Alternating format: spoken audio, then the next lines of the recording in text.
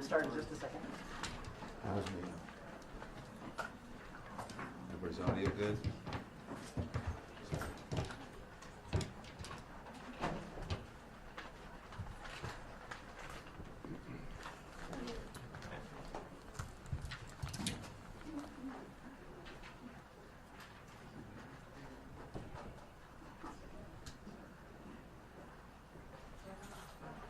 Again, good evening. My name is Matthew Davis. I'm the County Public Information Officer. Thank you for coming this evening. It's my pleasure to introduce to you Dr. Bela Matias, the County Public Health Officer. Good afternoon, everyone. Bela Matias, County Health Officer for Solano County.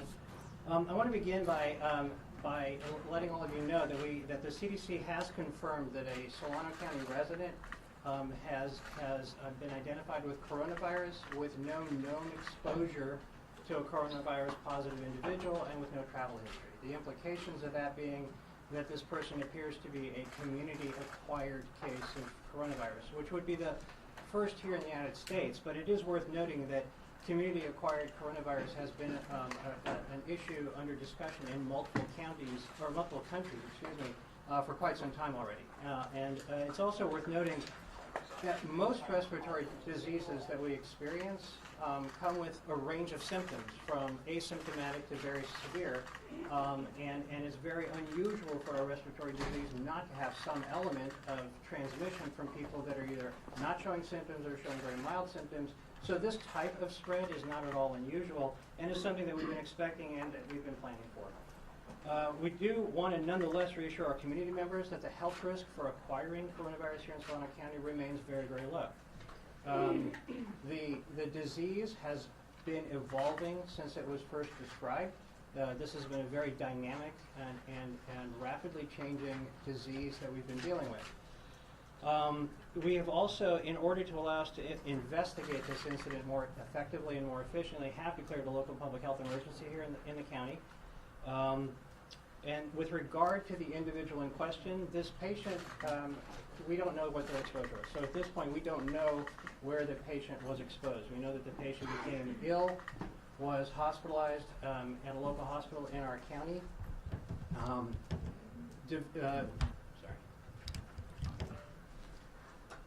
The patient was hospitalized in our county at a local hospital, became progressively more ill, was transferred to UC Davis in Sacramento. At some point, the patient became ill enough to warrant testing for coronavirus, and the result came back positive. It is, again, worth noting that the patient wasn't tested prior to that because they weren't severely ill enough and they had no connection to any of the known risk factors for coronavirus. And so it represents a scenario that while we knew we would ultimately have to deal with, we were nonetheless not able to be able to predict for that individual. It's also very important to note that this individual is not a repatriated evacuee at Travis. We have had multiple plane loads of evacuees at Travis Air Force Base, and this individual has no connection whatsoever to that federal mission and to any of the personnel that have been involved in that evacuation process. So this does appear to be a person who genuinely did acquire their illness in the community. Because the patient did not initially meet the criteria for coronavirus testing, the patient was not in airborne isolation at North Bay or at UC Davis initially, which means that there were multiple healthcare personnel who were exposed to the individual. At both hospitals, we are at present aggressively evaluating everyone who may have had contact with this patient. They are being identified and their risk for exposure is being assessed, and they are being put into categories that are appropriate. Some of them are under isolation, some of them will be under quarantine, some of them represent too low a level of risk to warrant either of those types of approaches. But the hospitals are working aggressively to identify and properly address the individuals in those environments. Solano Public Health is working very, very closely with our state partners and with CDC. CDPH has generously agreed to provide us whatever support we need, as has CDC. We were also fortunate that there were already CDC personnel at Travis dealing with that other mission, so we've had immediate access to the assistance that we've needed. And we really do want to call out kudos to the HHS, aspirin CDC personnel, as well as the U.S. Marshals, as well as Travis Air Force personnel for that repatriation effort and for the work that they've done with us, as well as to Travis Public Health for their assistance as well. In addition, we're working with all of our neighboring counties because the personnel who work at North Bay, the personnel who work at UC Davis, live in multiple counties. And so we need to work with our partner counties to make sure that all of those individuals can be appropriately quarantined and home isolated with the assistance of whoever is most appropriate for that individual. At this point here in Solano County, we're transitioning from trying to contain the disease to more of a mitigation approach. We recognize that if we do have community spread, that it becomes necessary to consider more aggressive protection of our critical resources, hospitals and other healthcare facilities. And so we have recommended that they adopt a more aggressive prevention stance toward individuals who don't meet the coronavirus risk conditions but are nonetheless community-acquired respiratory disease. We've set up our departmental operations center so that we can coordinate our efforts more efficiently. As I said, we've invited assistance from the CDPH and from the folks at CDC. The county is prepared to manage the situation. I will say that it was actually probably rather fortuitous that we were a county that was asked to assist with the repatriation effort, because our hospitals and our personnel and our local public health officials have been very aware and very comfortable in dealing with coronavirus for quite a while now. And so when this occurred, it was, we were able to just step up and do what was necessary to address the problem as efficiently as possible. And for that, we really want to genuinely thank our healthcare partners who have done a tremendous job in carrying the load, the lion's share of the load in dealing with those issues. I want to remind people that coronavirus, as far as we know, and by all indications, is spread in a manner very similar to influenza. And so the precautions that we've been advising people about for many months now to protect ourselves against influenza are completely appropriate for the protection of individuals against coronavirus as well. The droplets are the way that it spreads, so if you are sick, we ask that you stay home. If you are coughing or sneezing, cough into your sleeve, cough into a tissue, not onto your hands. Wash your hands frequently with soap and water. Wash them for a long enough duration to actually clean your hands. If soap and water aren't available, use an appropriate antibacterial, antiviral, antiseptic. And so the ability for us as a community to address this exists. We already do this. We do it every flu season, every respiratory disease season, and we simply want to make sure that we remind ourselves of the things that we need to do in order to stay healthy. And then, as I say, for the healthcare environments themselves, we want to make sure that the healthcare personnel take the necessary droplet and contact precautions for people who come in with respiratory illnesses, and continue to do airborne isolation for those that are considered to be at risk of having coronavirus. And the last point we want to make from our perspective is we want to remind individuals that this virus does not discriminate. There is no race ethnic component to this disease. The cases of disease we've had run across all ages, run across the full age spectrum, both genders, all races and ethnicities. And it's very, very important not to be blaming victims in this situation. With that in mind, I think that we can weather this just as we've weathered other similar events in the past. With that, I'd like to introduce Steve Huddleston from North Bay Medical. Thank you, Dr. Maliash. Good afternoon, all. I have only a few brief comments to make. I think I've spoken to most of you already today, at least once. And I don't have much to add to the statement that was released earlier today from our hospital president, Amy Brewer. If those of you who haven't seen or had a copy of our statement, I have some available to you if you wish to chat with me after. Sir, is there any way to keep the papers further from the mic? Thank you. Thank you, sir. I do want to emphasize and clarify some of the reporting that's out there. Both of our hospitals are open, operating safely, and accepting patients in our emergency departments and our clinics throughout the community. We continue to deliver the kind of care that people have come to expect of us over our 60-year history here in Solano County. For a few hours last night and in the early morning hours, we did ask the EMS administrators to redirect some ambulance traffic to neighboring hospitals while we adjusted our staffing after some of our employees were taken off their work schedules and sent home to monitor their situation and their current health. We continue to check and double check to ensure that we've identified every employee who has come into contact with the patient, no matter how briefly, after the diagnosis. As far as the head count is concerned, at this time I can say it's a moving target. We have identified dozens of our employees on our health team, but it still remains less than 100. I want to also implore you to consider the patient privacy. I know you're doing your best to report on all facets of this story. Some of our employees, however, are being contacted as they leave work, somehow contacted through their private emails and their cell phones, and please respect their right to privacy as well. Finally, again, I will add that we're pleased to be able to work with our partners in County Public Health, the State Department of Public Health, and our other neighboring hospitals, as well as the experts from the Centers for Disease Control. Again, if you need to see our full prepared statement, I have copies for you afterwards. Thank you. Next, I'd like to introduce, for brief remarks, just to introduce the CDPH is the acting state epidemiologist, James Watt. Good afternoon. Thank you very much. I don't have any prepared comments, but I did want to say that I am here representing a team of technical experts who are here to support efforts by Solano County to respond to this event. And Dr. Matias outlined a number of steps that are being taken, and we are actively working with them to get those things done and get them done quickly. Appreciate it. And then finally, I wanted to introduce Christopher Braden representing the CDC. Is it Colonel yet? Captain. Yes. Thank you very much, Dr. Matias.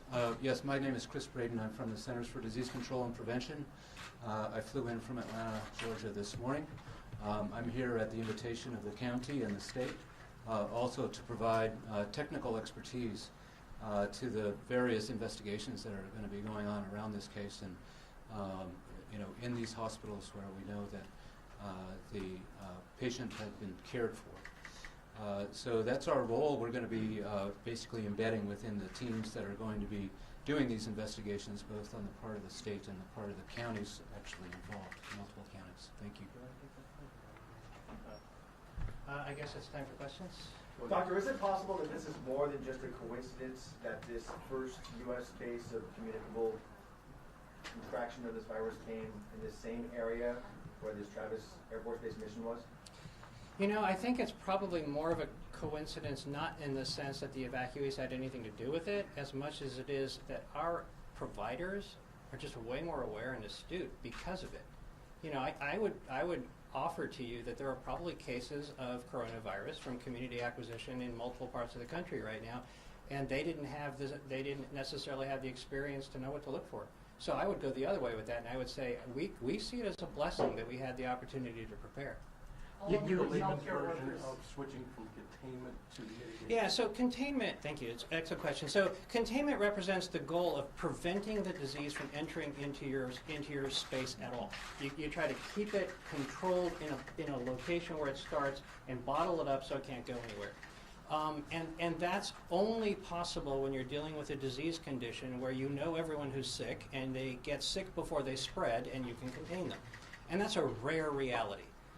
Mitigation is, we know that the cat's out of the bag in terms of it having spread, and what we're trying to do is slow the spread as much as possible. The slower that it spreads, the more time we have to identify treatments that can help, the more time we have to consider the possibility of a vaccine and other types of measures to protect. So mitigation is extremely important in slowing the spread of a disease, but it's also a recognition that it's not staying in Wuhan, and we already know that. There are multiple outbreaks throughout the world. Doctor, why did it take healthcare workers be quarantined or isolated? Self-quarantined, and could those numbers rise significantly further than the dozens? No, the numbers won't rise beyond the numbers that have already been identified because everybody has been evaluated. We're still in the process of, but we know who all the healthcare providers were that could have been in that environment. So that's been very thorough. And they started as soon as we were aware of this case and worked through the night. And we have a very good handle on that, so the numbers won't rise. And the length of time for isolation and quarantine, so isolation is if you already have symptoms. And we're testing everybody with symptoms to see if they have those symptoms from coronavirus. If they come back negative, we still assume that they could develop coronavirus in the 14-day incubation period. So 14 days from last exposure to the patient. Now the good news is that for many of those healthcare workers, we're already 7 days in, because people that only saw the patient in the emergency room, for example, did not see the patient on the floor. And then that patient wasn't in our county for a number of days before diagnosis was made. The patient had already been transferred to UC Davis. And so our personnel only need to be in there for 14 days from the time of last exposure. And when was last year? I'm sorry, what? When was she last in Solano County? I want to say 3 or 4 days ago. What was it? The 19th. The 19th. Oh, more than that. Morning of the 19th. Morning of the 19th was the date of transfer. So with the whistleblower complaint, I'm there's a sorry? whistleblower complaint that federal health workers were freely moving in and out of Travis Air Force Base during the quarantine, and possibly, without training or protective gear. Is there concern there? And I would also like Mr. Braden to answer if possible. Well, so I don't have anything to say about a whistleblower complaint. What I can say is that we've been working with our federal partners on the base since they first arrived, and I have actually never worked with a more meticulous group of people. I mean, they were scary meticulous, and so the likelihood that would happen is low to begin with. But it would also have no explanation whatsoever for this patient, because this is a random individual in a community of 450,000 people. Mr. Braden, can you answer the question as a member of the CDC? So yes, we are aware of a whistleblower complaint, and what I would say is that, as we have said many times, this is a rapidly evolving situation, and we learn more and more all the time. And the situation actually on March Air Reserve Base, where that complaint was lodged, was quite different, and we know that there was no either evacuees with coronavirus in that group, nor was there any transmission around them. So those are the things that we can say. And I'd just like to say, again, repeating here for Travis Air Force Base, that there's no indication that any of the evacuees, even when having coronavirus disease, would have crossed paths with this case that we're discussing today. So I'm curious. It's clear that this person did not meet the criteria, correct? Initially. So is that criteria now changing? Like, are you retiring that to now test people who may not have even come in contact with this person? So there's a couple of questions in there. Yes, the criteria are changing. I think Chris is probably best able to answer that. As for what we can and can't test, there are two problems. One, what are the criteria? And two, what are the number of people? What are the number of people that they need testing relative to the ability to test? I mean, we're still dealing with a test that is limited in its availability, so we still have to prioritize by risk, and we're not going to be prioritizing maybes over likelies. Why is it so limited in its availability? I mean, there's other countries that have this test widely available. Can't answer. Do you want to try? So, first thing about the testing and the testing of this particular individual. Like I said, rapidly evolving situation. And just when you talk about testing, it's not just a healthcare provider in CDC. There's a number of people that are involved in that decision making. There's the people at the hospital, of course, and the providers. Also, local health department staff get involved in making those decisions and determinations about who should be tested, who may not need to be tested. State health department may become involved, and then eventually we have a consultation line that's open 24/7 that takes those consultations to determine who should be tested. This case took 4 days for someone to make a decision. Yeah, so what I can say is that there were multiple people involved in the decision over those four days. It wasn't necessarily CDC. And the other thing is there was a change in the approach about who we test during that period of time. so that the people with more severe disease met the definition of those who would require testing. And that change in that kind of policy did take place during that time. Doctor, Yeah. could you talk about how you're investigating the female patient and who she came in contact with and how you're going about that? Yeah, let me also amplify a little bit about what Chris was suggesting.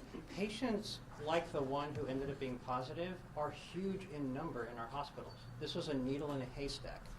And so there's no way to determine that it would be that versus anybody else like that. And that jump in number of people to test, we're just not prepared to do. But the likelihood is still incredibly low compared to the people with exposure to known cases, people who have traveled from China. So the cases among them are far higher in proportion, so we still have to prioritize them until there are more resources. As for what we're doing in the investigation, we have identified family members of this individual, and they are in isolation pending testing. They'll remain in quarantine for the 14 days since last exposure to the patient. The patient's workplace has been fully addressed as well, and we are identifying any potential interactions with people that are not employees in the workplace during the time that the person was infectious. The good news in the community is that the individual was really only potentially infectious for about a 3-day window before hospitalization occurred. And so we have a narrow enough window to work with that we can be very aggressive in identifying all of the possible contacts in the community. And those are individuals who will be assessed and will be isolated or quarantined as appropriate. There are some people that want to know where this victim was. There's a lot of people wanting a lot of details about the victim that I cannot divulge. What I can tell you is good news and bad news. Bad news I can't tell you. Good news, it doesn't matter that I can't tell you, because if it's community acquired, the risk is not at the location. There was some pushback and back and forth between the state and the CDC today on how quickly the CDC knew. I think there's a statement only on Sunday. Can you get into that at all as far as whether the testing was appropriate and whether it should have been handled more quickly? Okay. So the consultation came to us on Sunday, the 23rd, to determine whether the patient should be tested. Sir, do you think Congress or the White House has been slow in reacting with funding for this? You got a president who said that April, it's all going to go because it's going to be warmer. They're just now talking about extra funding to handle this. Have they been slow in Washington?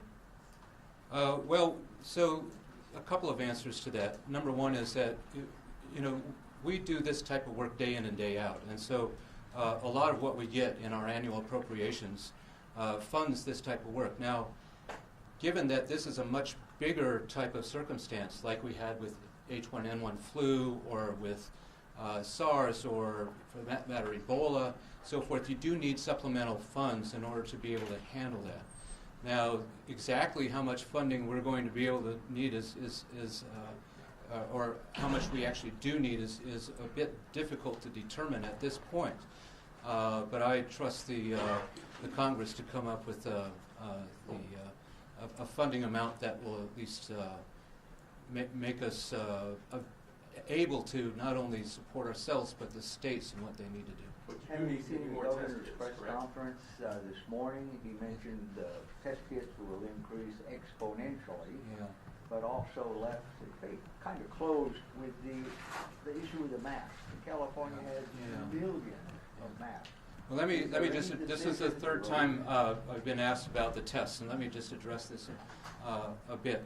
So, number one is the test has actually been developed very quickly in many countries around the world with just what was some public data from the sequence of the virus that was put out by China early on. And so we are actually around the world able to test much faster than we have in the past with the technologies that we have today.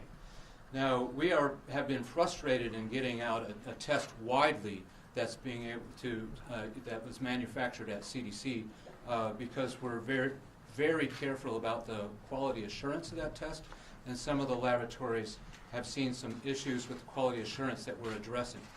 Now, in addition to that, we would really like to see some commercial tests come out, to be able to provide that to public health laboratories and to hospital laboratories. And I believe that commercial entities are working with the FDA to make that happen as soon as possible. So Can you clarify, everybody that came into contact with this new patient, healthcare workers, family, co-workers, what are they being asked to do? And all those three groups combined, what is that number at? How many people? So they're all being asked, depending on whether they have symptoms or no symptoms. If they have symptoms, we are testing them and asking them to home isolate while we await results. If they have no symptoms, we are asking them to home quarantine. We are interacting with every one of those individuals multiple times daily to make sure that their needs are met, to make sure that they aren't developing signs or symptoms of the disease. So there is an ongoing active surveillance of that group of people. As for the total number, because we don't yet know how all of the North Bay health professionals are going to end up on this, it's under 100, and it involves multiple counties. Can I ask you, Doctor, because you don't know how, maybe you addressed this earlier, I don't think so, because you don't know how this person was exposed and acquired it, how do you go about, other than what you just described with people who you do know came into contact with this person, how do you go about, now that the cat's out of the bag, mitigating the spread when you don't know where they got it? So that's an excellent question. The thing about this disease is it's too early to know what path it's going to take in its natural course. SARS came on with a bang and then went away. MERS has existed in its location and occasionally jumps out and causes international spread, but then retreats to its location. H1N1 came out with a bang and was the predominant flu strain for many years. So we can't know today what picture we're going to deal with. What we do know is that if we can remind our community to practice proper droplet precautions, as they should be anyway for flu, that will slow the spread and will optimally protect people from spreading to others. Now, obviously that's very difficult in families. I mean, interactions within families pretty much guarantee that there will be intra-family spread if this disease becomes more widespread. Our hope is to prevent outbreaks in healthcare institutions, in schools, in congregate facilities. Our goal is to have it be a low level of disease in our background where most cases are mild and don't require hospitalization, and delay it enough so that those who are severe enough to need hospitalization will have something that we can offer them in the way of treatment. What's the difference between home isolation and home quarantine, and is there a legal mandate behind either of those? So the difference between isolation and quarantine is that when a person has symptoms, we isolate them. We isolate them in a much more rigorous way than when we quarantine people who don't have symptoms, because we're waiting for the results to come back on that person with the symptoms as to whether or not they have this disease or don't. So quarantine can, for example, permit people within a family to interact on a limited basis, wearing proper PPE, for example, but isolation would not. Isolation is just a much more strict level of containing a person we're worried about and keeping them away from others. And so the answer really has to do with what else do we do with it, and it's the testing that's the most important. With quarantine, we're waiting to see if symptoms emerge, so we check on you frequently. With symptomatic disease, we're worried that you might get sick enough to need hospitalization, so we're prepared to do transport, et cetera. So it's a somewhat more aggressive stance that we have to take. You touched on this earlier, that this case of community spread is a coincidence that it's in this county. One second, I'm sorry. Are there any legal penalties? We see Sheriff's Department members here. Are they going to get in trouble if they leave? So I can issue isolation and quarantine orders. You probably have no reason to know this, but we deal with this issue all the time with tuberculosis, with measles, with chickenpox. I mean, there's a lot of disease conditions where we have to isolate and quarantine people. So our ability to do it is very well practiced, and we do it with great frequency. It is very, very rare that people are not compliant, because the risk to themselves, to their families, to others is recognized by most people as being genuine. So yes, we have the authority if we need it, and we rarely have to exercise it because most of the people we deal with are actually very compliant. As to the issue of coincidence, I don't think it's coincidence. I think it was a better ability to identify on the part of our community. I genuinely believe that our practice, if you will, in dealing with a couple of dozen evacuees that are positive for coronavirus has heightened our awareness of what to look for and how to handle it. And so I'm not suggesting that there aren't incredibly good and astute physicians all over the country. I'm just saying we're blessed to have a lot of good ones here in our county, and I think that if it's a coincidence, it's because they were able to do it quickly. there's also part of the whistleblower complaint, though, is that DHS staff that say they were not properly prepared, trained, had protocols, were out in the community. You're trying to draw a link to the evacuees. I can tell you that the statistical likelihood, if everybody on base were doing a horrible job and were wandering our community, they never would have encountered this person. So there's just no logical way to draw that conclusion. We have time for a couple more questions. Can you confirm that this patient is in serious condition because the congressman said it on the air, and I just want to confirm that that is true? I honestly can't confirm it because the patient's at UC Davis, and once they left our county, I ceased to have a legal right to keep track of their health status, so I honestly don't know. Okay, and then I get a question for Dr. Braden, just because I first spoke to you at the March Air Reserve Base. Yes. In that time, since that first plane landed to where we are now, is there something, is there a few really important nugget that the CDC has learned in that time that you don't feel like people are really understanding about coronavirus right now? Well, I would say that there is a major shift in our communication to communities that's occurred during this time. And it has to do with what we're really seeing right now and what Dr. Matias is talking about. It's really a shift from detect and contain to really a mitigation strategy. And we still are doing those types of things that are trying to contain it as long as possible. We are still screening people coming from China in the airports.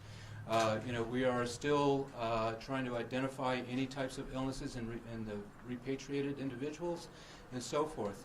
But while we do that, we as a country, as our communities, do need to start to prepare for the fact that we're going to see community transmission in the United States.